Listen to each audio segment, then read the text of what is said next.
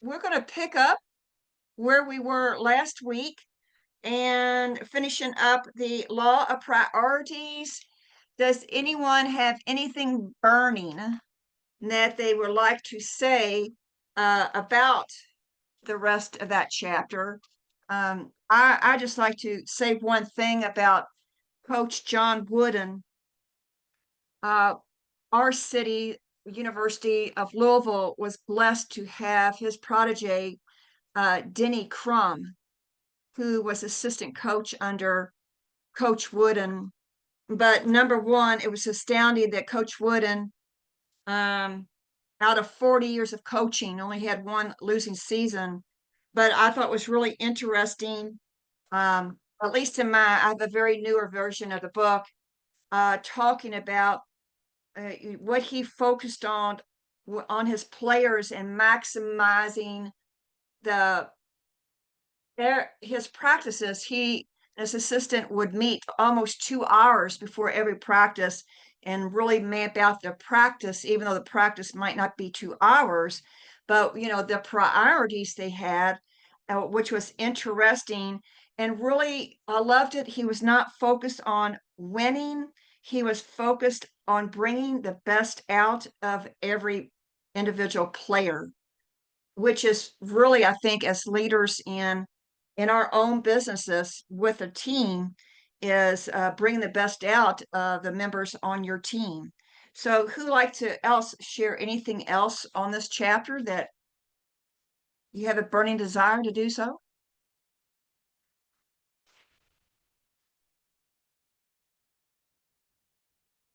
Are you prioritizing your time?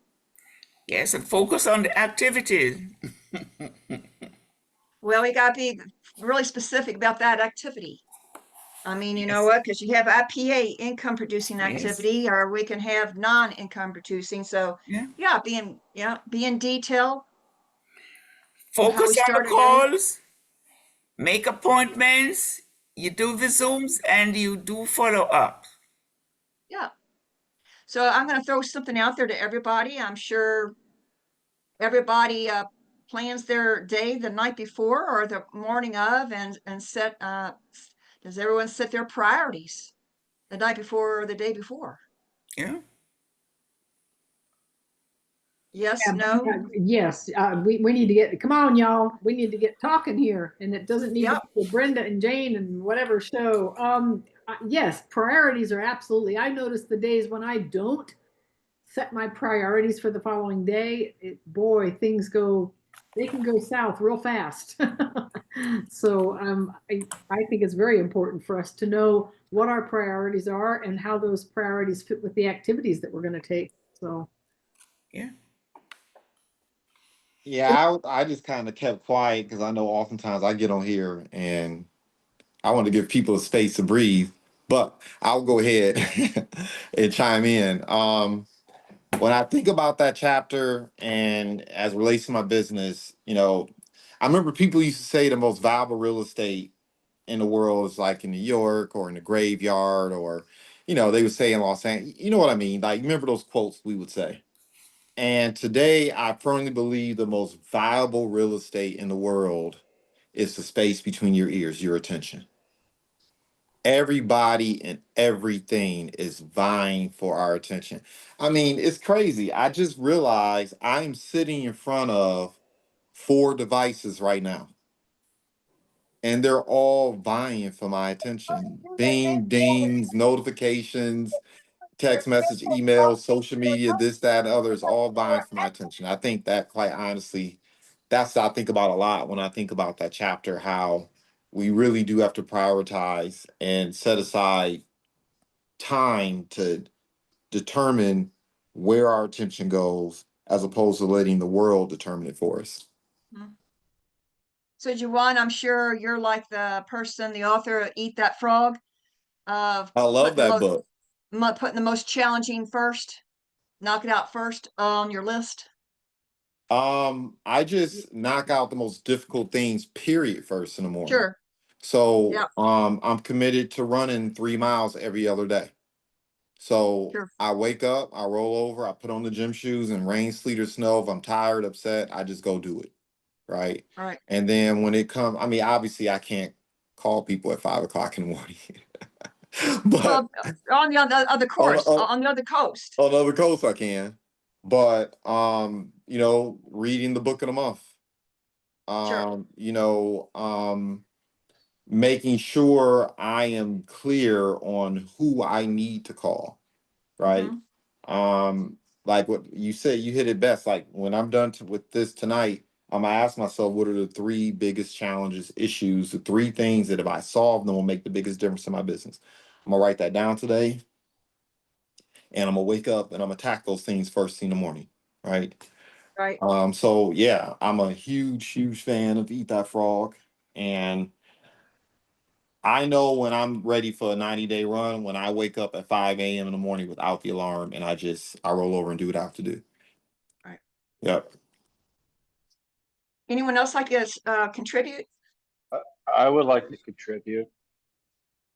I always love hearing Joanne and everybody else. But someone said last week that I was really busy, and listening to everyone on this phone call and then or on the Zoom meeting. Sorry about that. I'm like, tonight I had a community meeting. I feel myself as a servant, not as a president, but I just had to tell my guys, or I have another business meeting that I have to go to, and I'm like, look, my this meeting comes before anything, and what I'm doing is I'm restructuring my whole schedule, so it's not about all the other things that are taken away from the Legal Shield, because I'm doing the activity, but my follow through, my follow up, it's been good, but no, it can be better. So I'm restructuring everything in my life. In the morning I get up in the morning, I pray, or I thank God for being alive and having one more day. Um, at night, like Joanne gets up in the morning, rolls out of bed and goes running. I do, an hour to 2 hours of workout. But the most important thing is I'm required. So my life revolves around Legal Shield and Mighty Shield. And then the other things will come as my life grows with that. So I'm staying very focused on what I'm doing. I'm actually getting very centered. And I'm hearing that from all of you guys on this phone call is to center and to keep focused, and that I understand that your life will change. Because I watch all you guys and I look and I see how you guys are doing so well, or you're just working on yourself doing better. And that makes me get up in the morning every day to be a better person, but to actively not talk but do. So that's what I'm doing. Excellent comments, John. And you know what? Yeah, always working on ourselves, but as we all know, it's easy to do and easy not to do. So great comments. Thank you. Who else would like to share?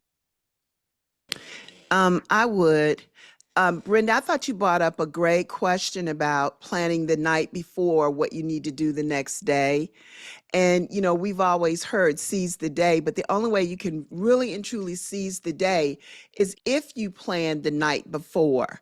And sometimes we don't always want to take the time to do it, but it really doesn't take much time to stop and take about 10 minutes, look at your calendar, what's on schedule for tomorrow. When I go to bed at night, when I wake up in the morning, I already know what I have to do. And I already have a rhythm. There's my meditation time, then there's prayer time, like John talked about. Then I have a momentum mastermind. And after that, if it's a Monday, it's Monday leaders and group scoop. And I know exactly what I have to do. But in that time, I've also allowed time for me to work on my business.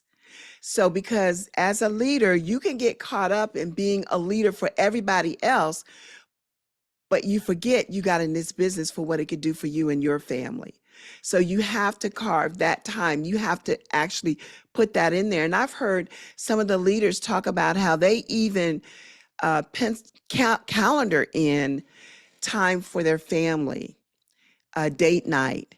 And so ever since I've been in the business, I've always done faith first on my calendar, then whatever I need to do family wise, and then finances, that's my business.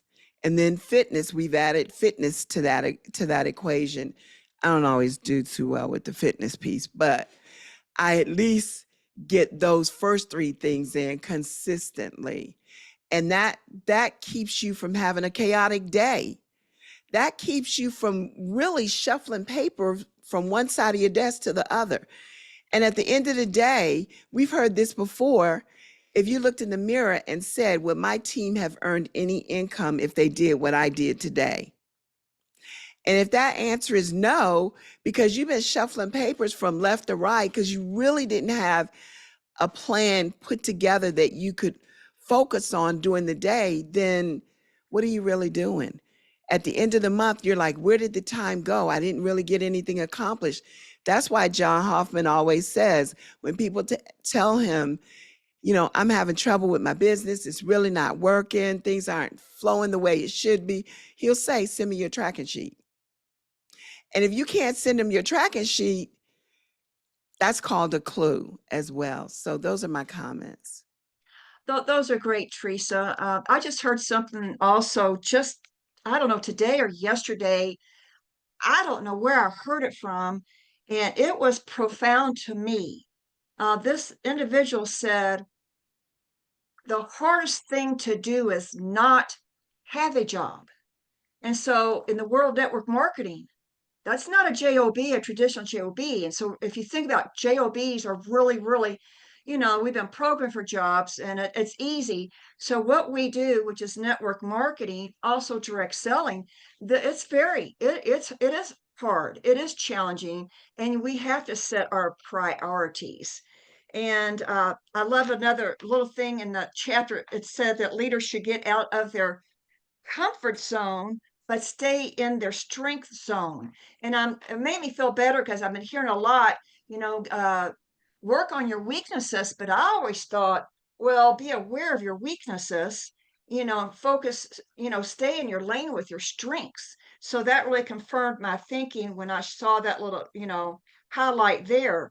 Absolutely. We're not going to grow uh, unless we get out of our comfort zone, but still, stay in our strength zone.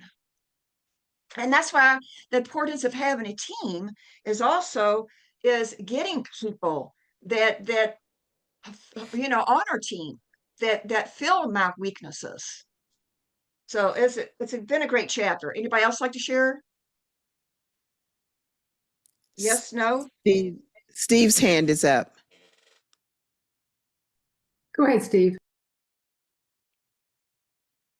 Okay, I just want to make sure I was off mute. I just wanted to say I wanted to piggyback on what Ms. Johnson was saying. I learned procrastination is bad when you're trying to put together a team or trying to do your own business. But I can't think of Patrick and Julie's last name for some reason, but he always said, you have to take time. Pardon? Shaw. Oh, Shaw, right. He always said that you need to take time for your family. You need to take a weekend, a week, and then 2 weeks a year.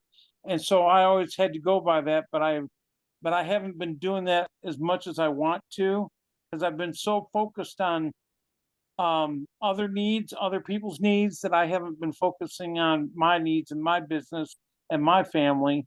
And so it's really important, because you don't want your family drifting and going one way and you going another.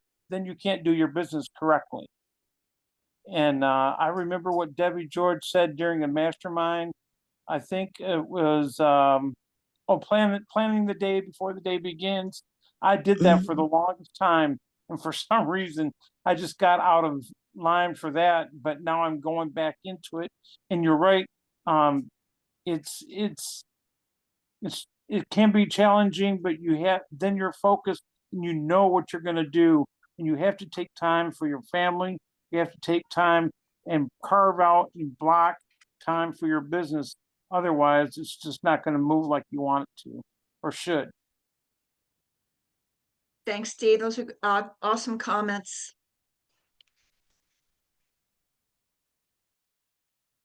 Anybody else? Juan's got Brenda, a hand up. Brenda, it's Carol Escher. From reading The Miracle Morning by Hal Elrod and Pat Petrini, it gives you a sense of people who started their day right, who are basically wealthy. They all have something in common, and it's the way they start their day.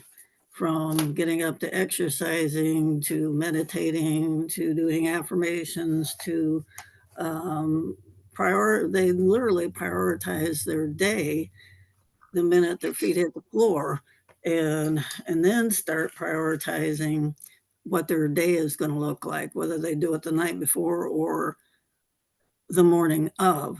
And so prioritizing, like even like Jane said, it's, you don't know what you're doing. And like Teresa said, you'd be shuffling papers all day long if you don't have priorities and know what they are and know what you're going to do. So yes, this chapter is right on the money. And Wooden had the ability to really focus on his priorities and have a winning team. And that wasn't one of his priorities, being a winning team. It happened because of his priorities. So that's just fabulous. Thank you. Thanks, Carol. I appreciate those comments. Juwan's got his hand up. You want to go, Juwan? Sure. Another way of looking at it is like, I'm not a social butterfly. That's a weakness. I'm a closer. That's what I am. That's what I do. I close. So Rita, recruiting is the answer. Instead of trying to double down your weakness, double down your strength, and I recruit people who are social butterflies. Right? I was joking with someone earlier today. They said, man, my car broke down. I said, well, recruit someone who doesn't have a car that's broke down. Right. Right. I'm busy. I don't have time. Well, recruit someone who has a little bit more time. I don't know how to network a room. Okay, recruit someone who knows how to network a room. Or I want to take on more construction clients. Well, go recruit somebody in the construction industry, right? We have a business model where we don't have to double down on our weaknesses, which can be, as the book indicates, it can, throwing, good time after bad. You recruit the things that you are not. And that's something to consider, right? As you're building your business, right? If you don't have the energy to get up and knock on doors all day long, man, find somebody who works at Cutco and recruit them, recruit your, I think about that when I think about that chapter as well, like recruit your weaknesses. Great, Juwan. I'm going to throw something else out to all of you. So I like everybody's participation. I thought was very interesting. What is required of me? What about delegating?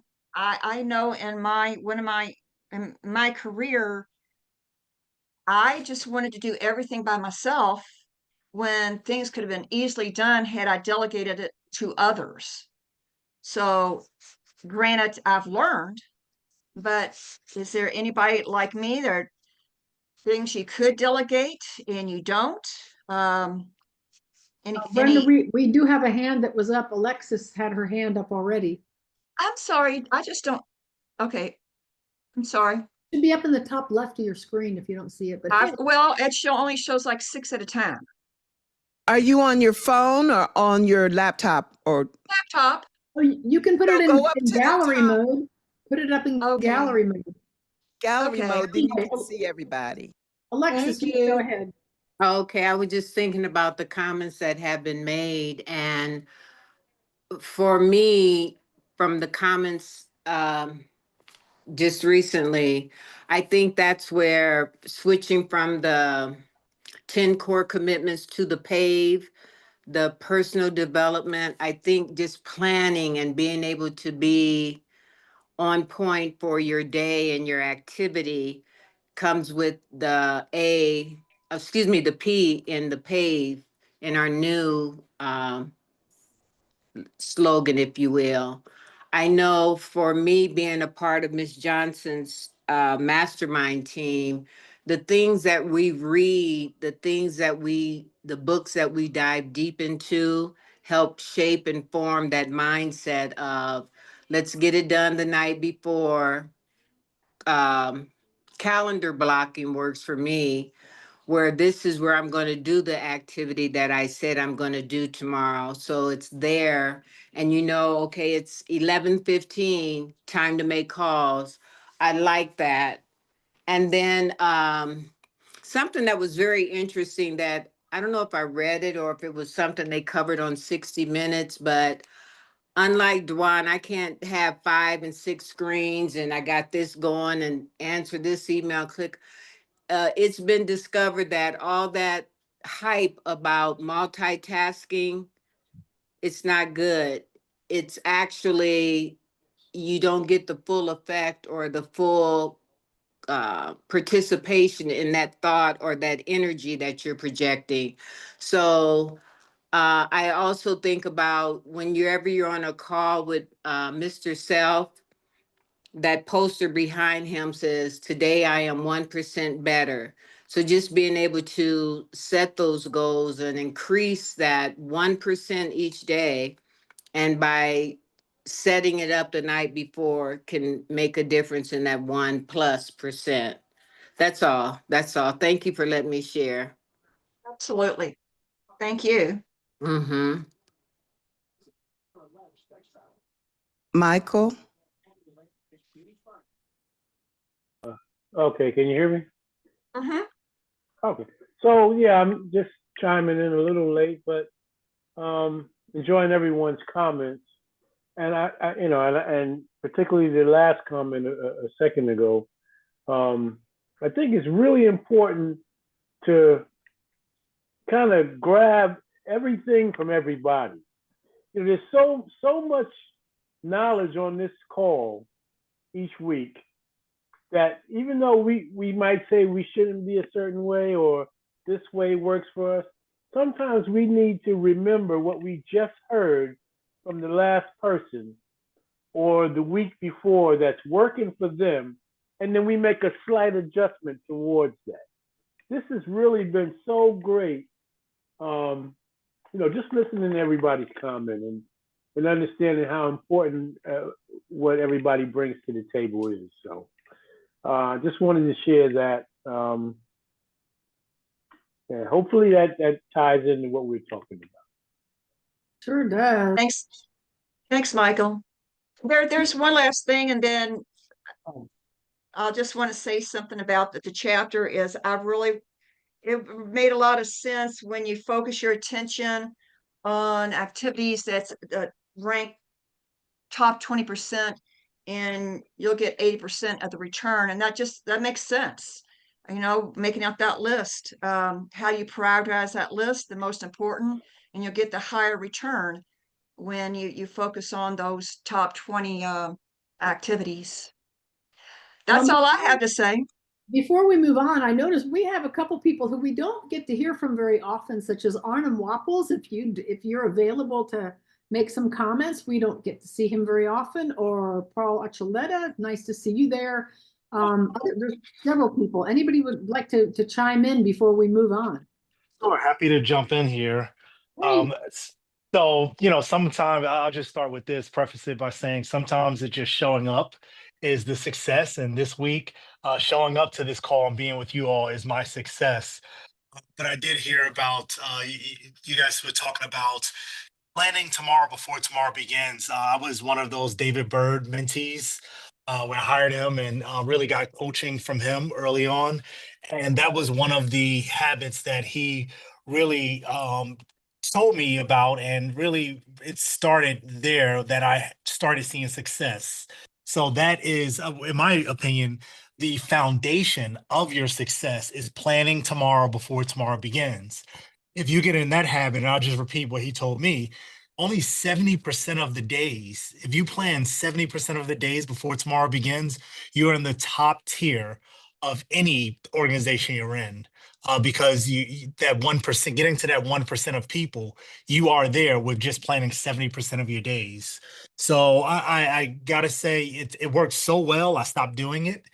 So this is something that I've been working on actively this year, especially just in pursuit of my next ring.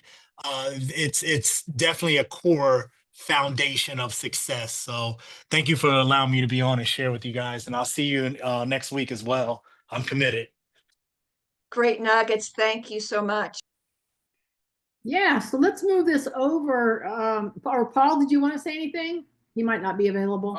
Yeah, I'm available. I just great comments, and all of it is, to me, it just echoes everything that we see out there. We just got back from the Riviera Maya, and I was able to spend I had some real good quality time with John Hoffman and with Frank Mulcahy and all kinds of different people that were over there, and Darnell Self, as you mentioned earlier, and all these different people. But it just kind of reminded me a lot of some of the comments that are going. Everybody sees that end result, and but they don't realize, everything that you build is what got you to that point to be able to go on a trip like that. And I was a teacher. My background was teaching, and something like this just kind of shows that how much, how good the company takes care of us and all that. This is an amazing resort, and the next one's going to even be better. It's going to be up at the Dominican Republic, and I'm really looking forward to it. And the company has also made it that much easier to go on a trip like that, because you can see the roadmap. I think it's 15 recruits, and that's a way to quantify your activity so that you can go on a trip like that. And I love the way they set up the way that the incentives are set up now, where you don't have to guess anymore or get an email that says, hey, you're in the running. You hit your number and you're going to be going. And I love that. I just wanted to comment with that. And everybody on this call is going to love going to the Dominican Republic, even more so when Legal Shield's picking up the tab. So you're going to enjoy it. You're going to love it. And you'll be able to spend time with all the platinums and everybody else that is being mentioned. But you can start that goal right now. That's a goal to say, you know what, I'm going to be there. I'm going to get my necessary recruits, or I'm going to go with the business solution side, or there's many ways to climb the mountain, but you can always get there. So that's all I got to say. And thank you for allowing me to share. And it was just an amazing trip. And I'm looking forward to many more. I think that was our 14th one. And Wow. we're just blessed on that. So I'm looking forward to 14 more. So back to you. Love it. That's awesome. Hey, let's go over to Teresa. I think what John usually does, he closes out a chapter, which we just did, and we don't have a whole lot of time, but Teresa is going to start us on the next chapter, and then we'll discuss it next week. So, Teresa.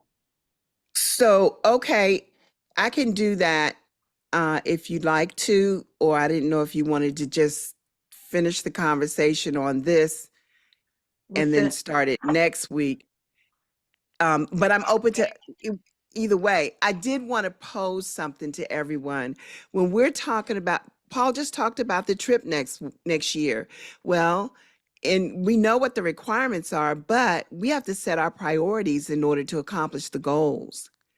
And so if you know it's 15 recruits, how many are you going to do each month?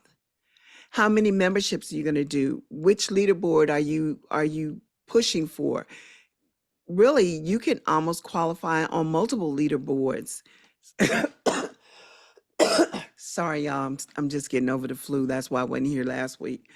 But so that's something to think about. The second thing I wanted to say is, when we're talking about setting priorities and we got our schedule set out and we know what we're going to do from this time to that time, I'm going to be making calls. Here's the thing. We have to get real clear about, okay, that means if my phone rings, I tell myself, this is me. I see you shaking your head, Brenda. I tell myself, that's why you have voicemail. Right. You don't have to walk around the house with your phone in your hand, because that is why you have voicemail. So if you're dedicating X amount of time to making your phone calls or follow-ups, you can't be answering your phone because somebody else called you. That's why it's got those little short phrases on there. In a meeting, on another call, I'll call you back later.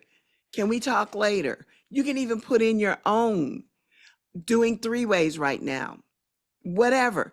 And we got to get good about doing that for ourselves, because when you start answering the phone, or you go, and Annette Hamilton, Bill and Annette Hamilton are my immediate sponsors, and they used to say, no, you don't stop to clean the house up.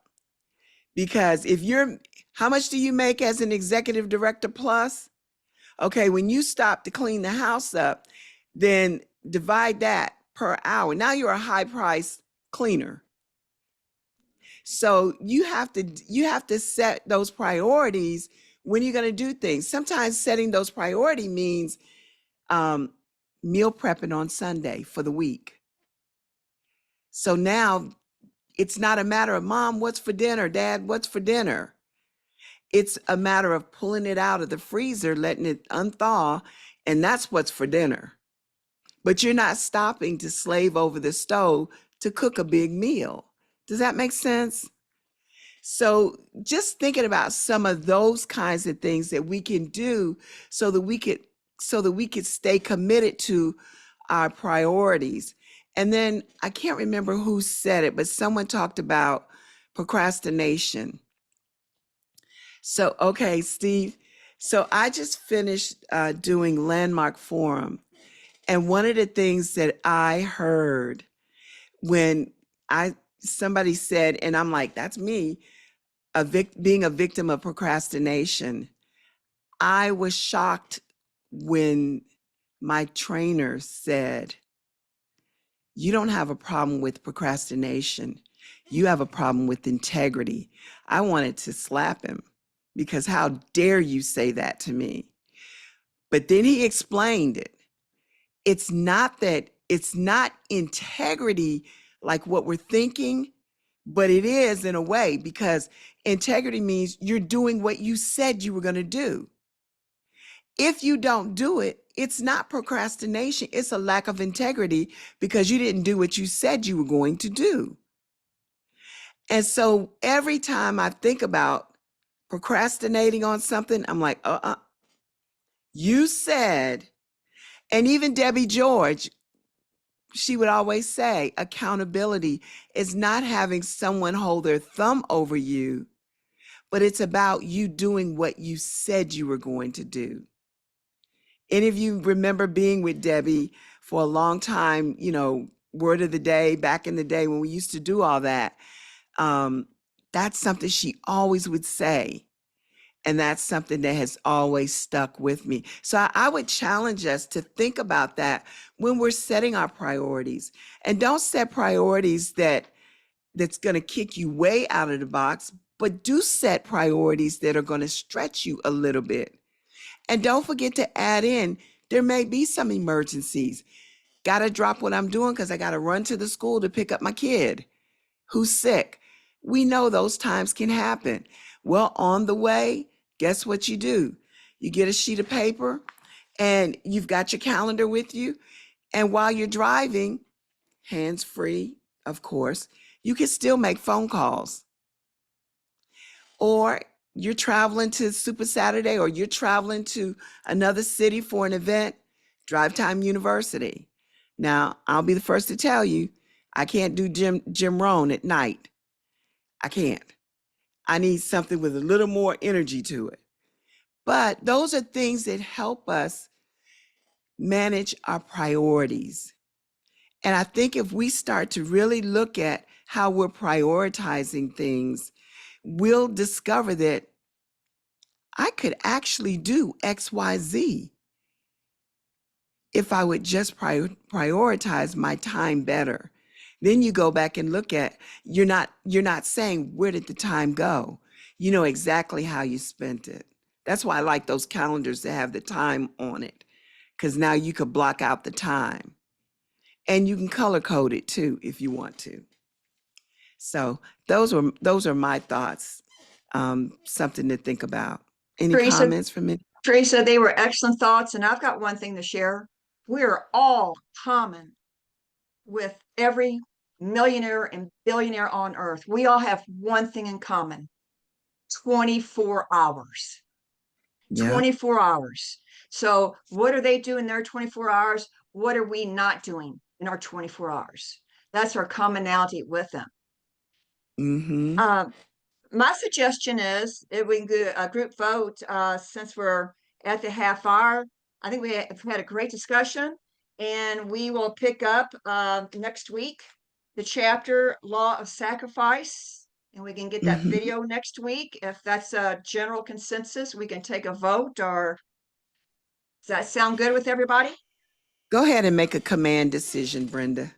Well, let's do that. I think we've had a great discussion tonight. We've had a lot of more interaction with people, and let's do it. Let's do the thing. You'll have the power and Law of Sacrifice next week. And Miss Teresa, I think you got a little video for us. Yes, I do. So everybody have a dandy week. And guess what? Every day starts great when you make that bed. That's why I tell my little golf students, make that bed. Make that bed, and you're starting an organization. Plan Everybody have a tonight. Yeah. What you're going to do tomorrow. Try it. Have a dandy week. Good night. Thanks, everyone. Good night.